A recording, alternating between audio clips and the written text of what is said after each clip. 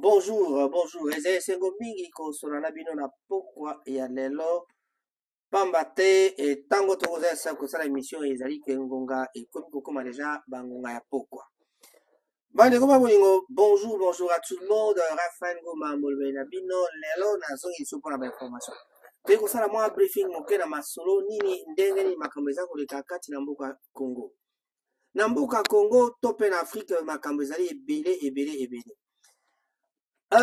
Les enjeux politiques na Congo eza kotambola autour ya bamakambo mayematali ba élection. Tolekaki mikolo eleki awa Sheribin Okende ba enquête bomaki Sheribin Okende ba enquête ezali nano en cours, mais toza komona bato baza déjà ko incriminer bato alors que ba suspect mosusu bazali arrêté. Batiki même ba kombo ya ba suspect oyo baza arrêté bakomi kotanga ba politicien mosusu. Voilà. Donc, l'ensemble est visé par rapport à l'ivoire, il y a Sheribin Okende. Interprétation, il y a audio, oyo. Ils ont ça la succès, il y a maman Dominique Mounongo. Na ba msuba koka prononcer bazo ba Mounongo, donc on a évité. Dominique Mounongo, maman a démissionné na Ningomba bango ya ensemble. Bakolo pouvoir bazali toujours déjà ko incriminer bazali na opposition koloba te ngambo ya Katumbi nde bayebi liwa ya ndeko Sheribin Okende. Alors, eloko nini tokoloba tout ça ekomi lokola polémique. So toke na ngambo ya musique polémique ezali pe polémique ebomaka masolo polémique ebebisi mboka polémique ezali kosasa masolo ya mokili na ndenge te ntango bozokota na polémique boza kobunga nzela la vraie raison to pe moto oyo asali pena likambo to mpe soki ezali assassinat politique eza kobombama parce que bozokende yango na polémique oyo ya bapartie prenante ya makambo ematali bagroupuscule na bino oyo ya bapouvoir na opposition. Bongo biso bato tozalaka na pouvoir te toza na opposition te tokoloba nini bokoloba o neutre azalaka te boluka botyanga epai bokotia mpe bokozwa te. Bandeko babolingo ata nakoti quelque part mais nakokota yango na buzoba te parce que vraiment comment voulez-vous incriminer déjà les gens alors que juge aza kolanda procédure. Toyebi ke baenjeu nde talobaki na ebandeli les enjeux na Congo ezali siko na ngambo ya makambo mematali ba élection lokola ba élection ezali koya bato nyonso bakobetaka lisolo autour ya ba élection. On parle de sondage à Katumbi aza komene à Tshisekedi akoka akomene aza komene a boyeboye. Tout ça ezali kaka ba polémique na bino ya 2 balles on alobaka ya 2 balles oyo bozali kotia makambo eza na ta na tina te. Bato na bato basalaka ba sondage na bango. Ngai moko personnellement na kosala sondage na ngai pour que nayebisa bino qui peut gagner les élections. Mais ce n'est pas mon rôle de le faire aujourd'hui. Mais je peux donner mon avis là-dessus. Na koloba te ndenge makambo ezotambola na mboka makambo ekozala boye. Ba candidature na ba élection présidentielle ba candidat bazali ebele ba potentiel candidat bazali ebele mais nano toyebi liste finale ya ba candidat te. On parle de Moïse Katumbi nano a déposé candidature te toyoki ndeko Martin Fayulu alobi te yepo azwa apposer candidature na il faut ba revoir fichier électoral pamba te fichier électoral ezali na mwa nungu ezali na maye oyo bango bazali kondima te ezali normal parce que batia bana bazali na kati bana bazali na droit ya kovote te bazali na kati bazwa ba carte d'électeur donc bazali na kati ya fichier wana. Comment on va justifier ça? Donc il faut absolument auditer ça la malisusu bata la fichier électoral wana bayeba soki vraiment ezali na makokisami pour que ba élection esa. Lelo kati na Rango TV, tout ce que je vous demande, bon meka ko s'abonner, bon aimer page na biso pe bon partager tango tangi tango moni page oyo to moni longo kamata partager pona koyeba ko sala oyo okoka ko sala. Bandeko babolingo batata mama bandeko kati na émission lelo toyebi bino ba information pêle-mêle makambo eza koleka na mboka Congo makambo ni eza koleka ba polémique na musique na considéra yango ndenge moko na ba polémique oyo ya ba politicien. Pourquoi? Parce que ndenge politique ya mboka eza kotambola ezali ndenge makambo ya musique pe eza kotambola. Vous allez vous étonner, vous allez vous dire, mais pourquoi comparaison à Marc Wana? Ça, c'est Raphaël Ngoma, c'est moi, je le dis et je le pense. Et je peux vous expliquer ce qui vous a tant ya koyoka ngai na koexpliquer bino, ce qui peut vous tenir mutuna, na ko répondre bino. Ata nambala ya sima, mais en tout cas, explication na ngai ezali kaka facile à comprendre. Bato banso bakendaka na polémique ezalaka eloko kaka yaka kobebisa masolo. Polémique ebebisaka masolo na sens nini? Tala na côté ya musique. Tango boza kotia polémique entre Fally na Ferry. Que se passe-t-il en ce moment-là? Qui vend mieux? Qui est beaucoup plus aimé? Na tango boza koloba moto esengeli bayeba ba œuvre na yo. C'est-à-dire eloko nini oza nango na marché oyo eza ko sepelisa bato. Fally aza na album na marché, Ferry aza na album na marché. Nani aza koteka plus? Réponse ka bino mo boyebi. Moto aza koteka plus nani? Oyo aza kosala mosala na niveau international nani? Boloba à niveau international égal parce qu'abetaki bo abetaki bo non. Mais nani oyo aza koteka plus? Nous avons des YouTube, nous avons ba plateforme oyo etekaka ba CD oyo esalaka. D'ailleurs boyebi dernièrement Fally autaki kozwa na ye disque d'or. Otobi disque d'or certifié, le premier disque d'or certifié ya ba congolais. Ce que balbi bo a ye aza warrior po alobi bongo. Likambo ya vérité ezalaka vérité na yebi te soki tokokosa ndenge nini. Soki eza lokuta boloba te Fally akosi biso susu na disque d'or. Bayebanso bazwaka ba disque d'or ya lokuta kobanda na viebal te na bapeti nyonso. Moto moko azalaka na disque d'or ya lokuta ya solo azalaka te. Donc sikoyo masolo eyebanaki elobi te bato banso bazali na ba disque d'or ya lokuta. Ba disque d'or ya lokuta tolingi yango lisusu te. Oyo azwi disque d'or ya solo tobetele ye maboko. Pendant ce temps, dans les locaux d'habit d'habit polémique et salaka. Tant que bozo séparé, so bolimbo comparé bato. Na sepela tant bato balobara que a Ferry aza meilleur chanteur.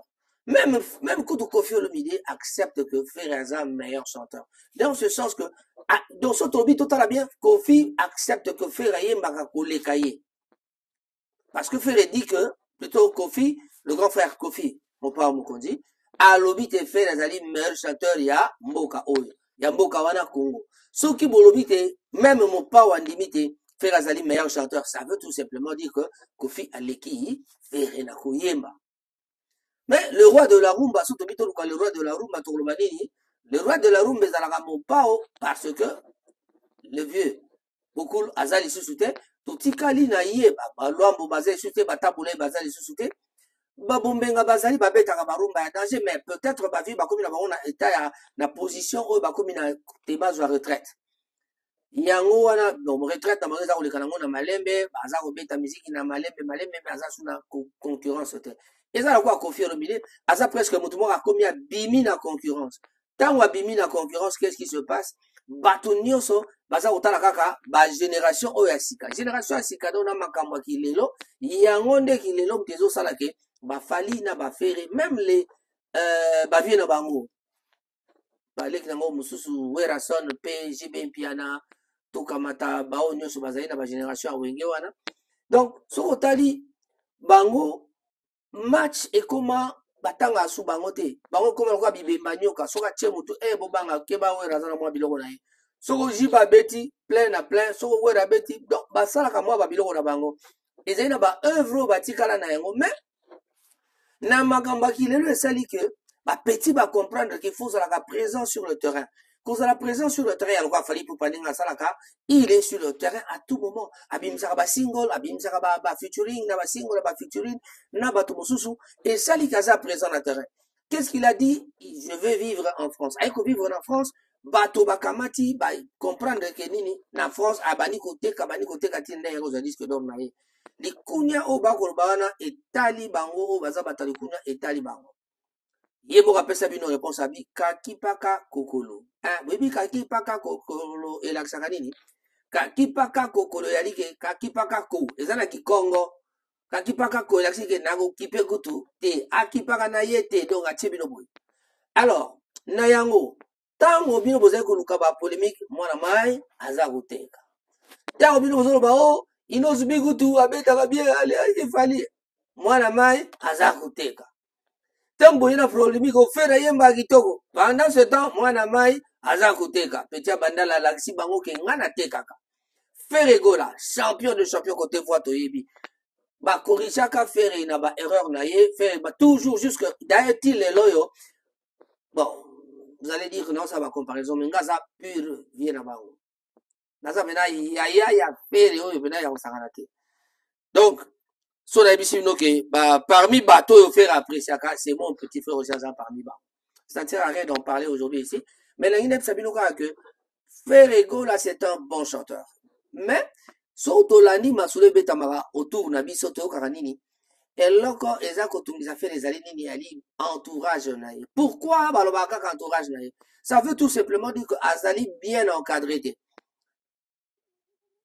encadrement ezalaka nini orchestre po etambola bien ezosenga management ya malamu ekoyebisa yo na minute oyo fosala boye awa caractère artiste azalaka nango ezalaka boye artiste soki abimi na public akoloba boye baza komanage yo baza kolanda na tenue vestimentaire na yo fo moto ayeba eloko nini akolata oyo ebongi na ye alors Fere azalaka na mwa timidité ntango notre petite Noela Madinga ayebisaki ete yo oza timide mingi adebordaka asalaka fopa afingaka meme na oyo na ye bafingaka bon eleka yango tanga susu te po to réveille bapota te ale balobi akomeki kofinga bato ntango ofingi bato eloko nini ekosalama bato sikoyo baza kodéconsidérer yo parce que oza kofinga bato voilà le problème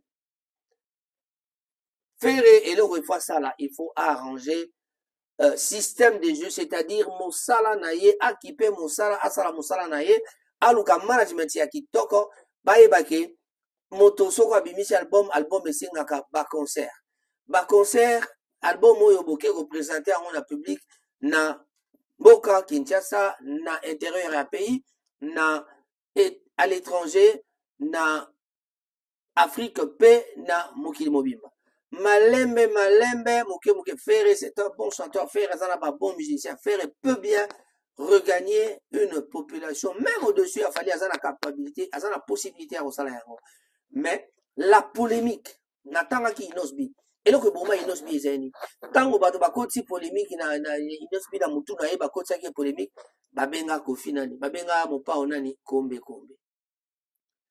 babenga plutôt Fali kombe même voire même Seleo ayembi tomonaki Inosbi ayaki na lance pierre abeti boye c'est-à-dire azoboma kombe moto oyo ozobenga kombe aleki yo na mosika na makambo ebele alors ça ne sert à rien d'appeler quelqu'un kombe Seleo aye alobi ya kombe na makasi na yo ya koluka komata likolo mingi tala oki okota na lise avion elise avion nini fali akota azwi disque d'or mon frère Seleo totika na biso kaka moto monoko wana ya koloba na ngai lisusu wana toya kobeba na o petit frère na grand frère baswani non nga naza kotolomata polémique wana te mais Seleo en tout cas sorry soko moni mabe eza kaka tozosala analyse oyo ezali vraiment tellement clair que c'est comme si je reviens maintenant na politique ntango tala bato baa na pouvoir eloko nini bakocompare Moïse Katumbi un simple ancien gouverneur aza même kuta ancien président te pour citer le nom d'un ancien gouverneur pour comparer na Fati Beto na binoa pourquoi comparer Moïse Katumbi na Fati arrêtez de comparer so boyebi ke azali makasi te akoka kobattre ye te arrêtez de citer son nom na babétise ya pamba soki bolobi te babomi Shelby Okende bolobi ke il est établi que telle personne moto asali mabe bakanga moto abomi moto mais vous commencez à citer le nom des gens pendant ce temps bozo kokakutu même pas interpréter maloba ya Swahili oyo mama munongo alobi vous dites n'importe quoi non ça ne sert à rien de venir raconter n'importe quoi ce qui va pêcher opportunité plutôt oye devant écran etandomike ndenge naza boye ale tokamata parce que nazwi occasion ya koloba liboso ya bato nakamata na banda kointerpréter makambo na ndenge nanga non faut pas aller dans les conclusions pendant que nano juge a condamné ta moto moko te présumé to mpe basuspect oyo bakangami il y a au moins 9 personnes au bakangi bozotanga même bango te citez le nom de ces gens-là qui ont été arrêtés presque 9 personnes plus de 9 personnes près de 9 personnes bakangami mpona makambo ya Shelby Okende Si vous bateau, bakanga 9 fois, pourtant, ata bakombo na bango te. Même garde du corps, on te dit garde du corps. Bateau, balo baka makambo yango, bayaka batanga ata kombo na ngote. Kombo ya moto ngote. Tala makambo so le kana Afrique ni. Bakaka likambo ya polémique. Bakamati na Niger basali coup d'état, ba français baningi baya. Biso na Afrique eloko sege na biso ali ke to fungola miso to yeba que bato oyo baza kolinga koya ko boma Afrique ali ba mindele. Bango neti ba français et là konini bakangami na Afrique balingi toujours ba recoloniser bato. Nous n'avons pas besoin de la recolonisation. Afrique a besoin de recolonisation. Et comme inangonga oyo ba africain biso no soto zwa conscience to yeba ko défendre bamboka na biso. Nigeria bientôt Boroka va assassiner ndeko na biso ya Niger. Le soldat, le général a eu pouvoir, on a baroya va assassiner bango, baroboma bango, parce que balingi kaka bazongisa moto azala ki wana. Mais ceux qui peuple aligné pe les sociétés. Et comme ça, bon.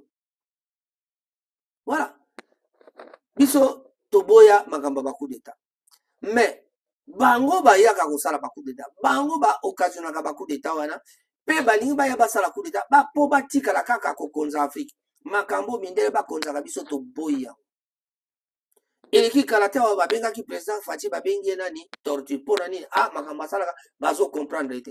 Boke bana malobana tant ba obenga e torture babike bazo comprendre makamba sala te bino bokanisa otambola ta zotambola. Et puis vous autres vous venez comparer ça na ah tala to iba kite stade comme kitoko ah kitasa e comme minda. Moto muso ya lobi na bosani na nzala likolo ya stade a moni mine de pays francophonie le kitoko bravo pour la francophonie. Tout le monde l'a accepté, tout le monde dit bravo le gouvernement congolais. Batadjale le babika, bravo Fati. Oh, non. Le baga bravo gouvernement congolais, le chef du gouvernement c'est qui? Le mokolo gouvernement yalanganani. Le number one yamboka. Le kume zali na bakonzi yamboka nyonso. To yebi que zaba initiative ya président de la République neka tolobaka président de la République alataka makambo nyonso. Mais le problème ce n'est pas ça. Le problème est ali totala eloko nini ndenge nini mboka ezali kotambola. Na ndenge mboka ezali kotambola. Tala lelo yo ah kuna balobi ba opposant musu balobi ke atoke na élection te ba musu atoke na élection ba rebelle kuna balingi basala nini ba kota susu na armée ba réinsérer ba una armée makambo ya ko réinsérer ba rebelle na armée na bino ezali makambo ya le plus mabe o ezali na mokili mokolo kaka bakondima ba réinsérer ba armée ba kamata pe biso batia biso quelque part parce que biso pe tozali batuluka ba nyonso bon on n'est pas des rebelles mais soki bobengi ba rebelle bobenga pe ba lokola ba combattant bobenga pe ba bomeka pe ko réinsérer ba combattant ou bazela poto bango pe baza ko revendiquer ba ya ba solola bo solola pe na bango. Mais pourquoi vous allez réinsérer des rebelles ali kaka ndenge lokwa Kabila salaki guerre sila te likolo ya ba rebelle wana bango bazali ti lelo ba na gouvernement tango bo réinsérer ki bato bokamata ki bato basalaki ah to sala boto sangisa ba nini ba conférence bosala ki ya bakambo le kaka na balemera makambo ba Sun City nyonso tona e occasionne kaka nini rébellion eya makasi ti lelo yo Kagame na maele mabe na ye azali kaka koluka kokamata ba groupe armé ko créer bazwi mo ba congolais ba corrompre bango basangisi bango na ba rwandais baya kokotela ka biso tomonaki ba film awa ba rwandais baza kokota ba kokatisa mai balongoli ba tenue militaire baza kokatisa na bakamba militaire ako pe toko banini lisusu bakamati a bapesi tenue militaire ya sika car tango bapesi tenue militaire ya sika wa na ngambo kuna tomoni pe tenue yango qui fait quoi nani aza koteka Congo nani aza koteka Congo ministre ya défense bino siko bozaka Fati Beto fongola biso te nga na bi ministre ya défense Jean-Pierre Bemba ngaza mutajia lelo te biso tango tozalaka na occasion ya kosolana ba wana toyebisaka bango sala boye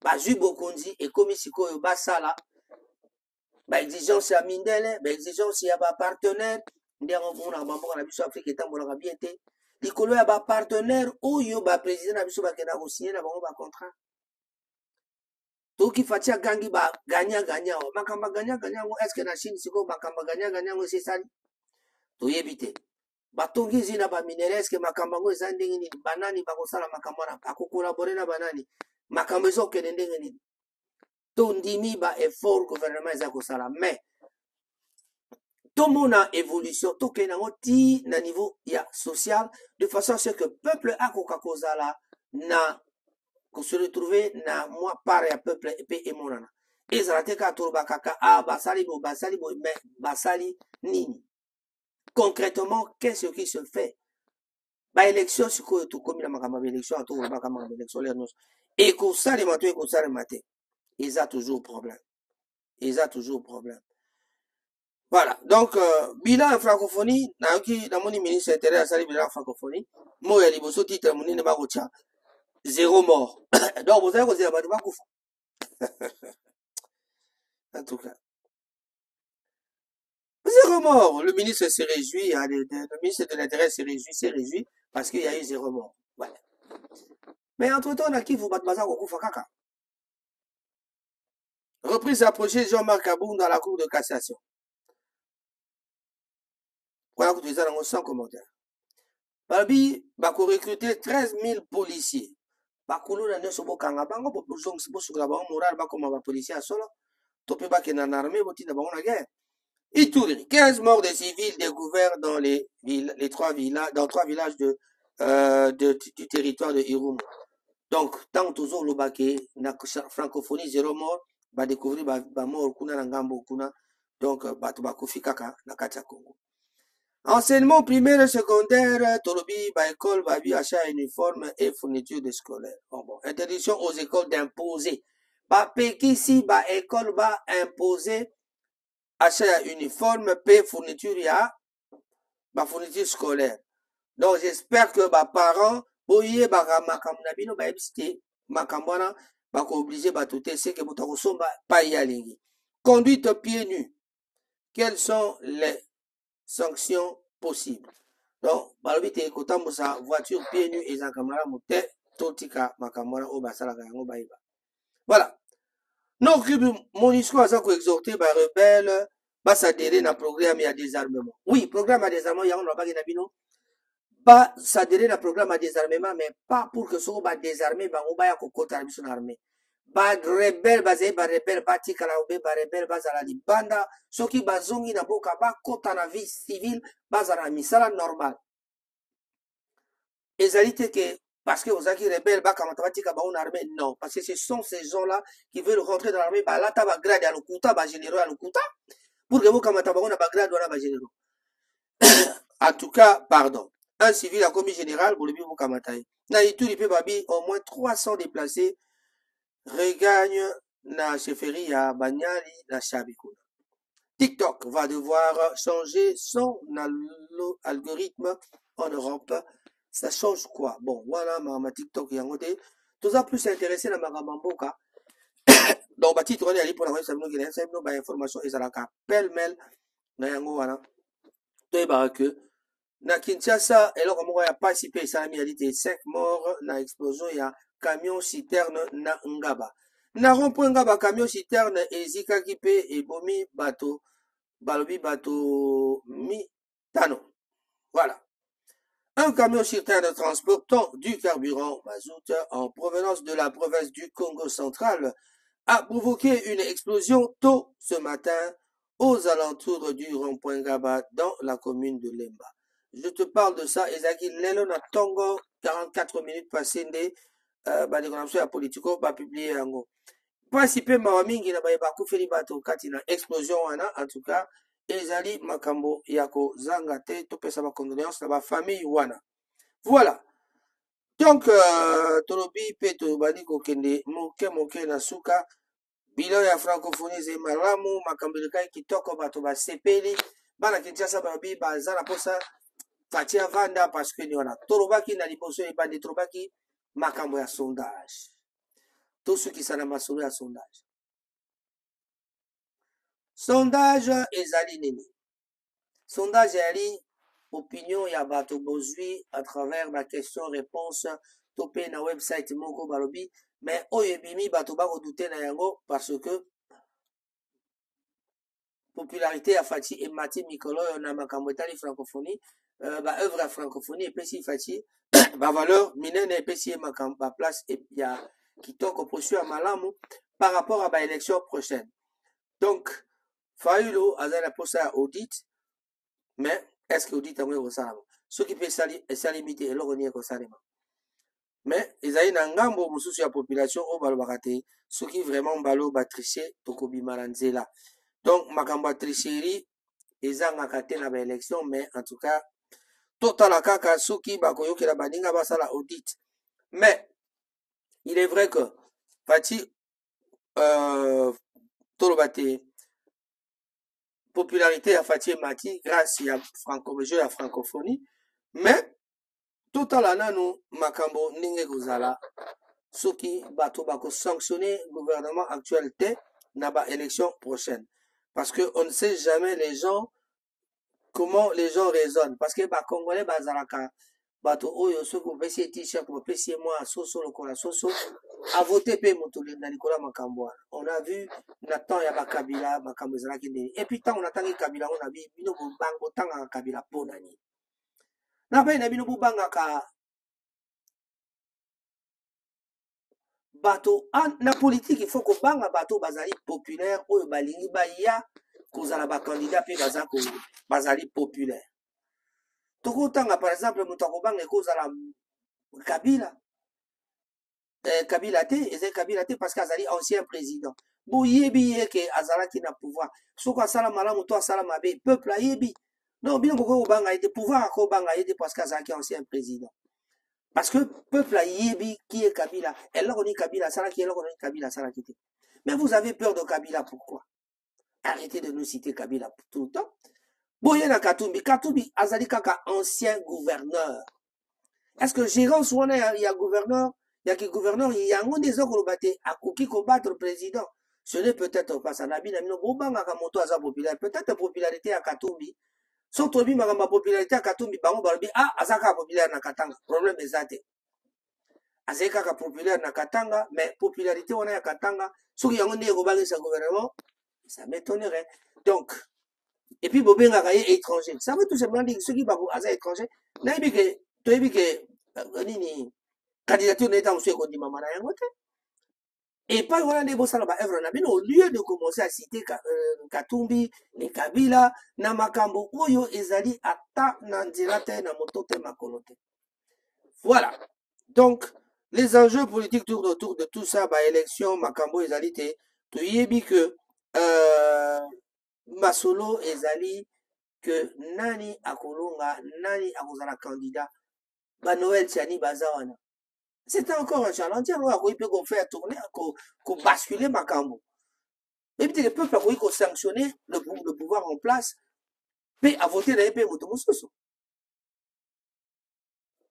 Ça, nous oublions.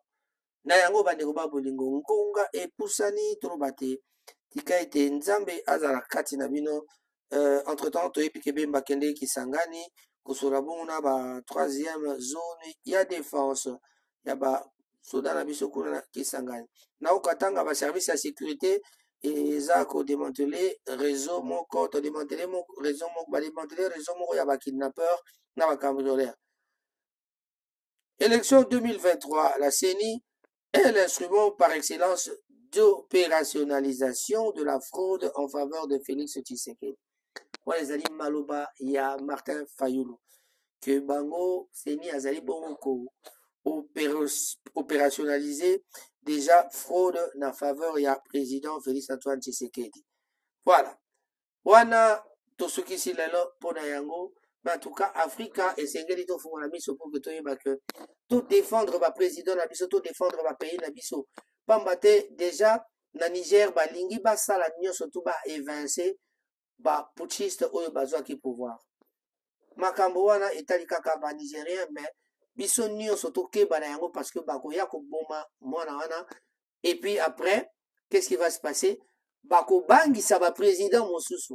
Soko za na kana bango te bayebi ke okubanga pour nini. Balingi ba matela biso balingi ba recoloniser biso. Makambo wana Afrique faut toboya ya.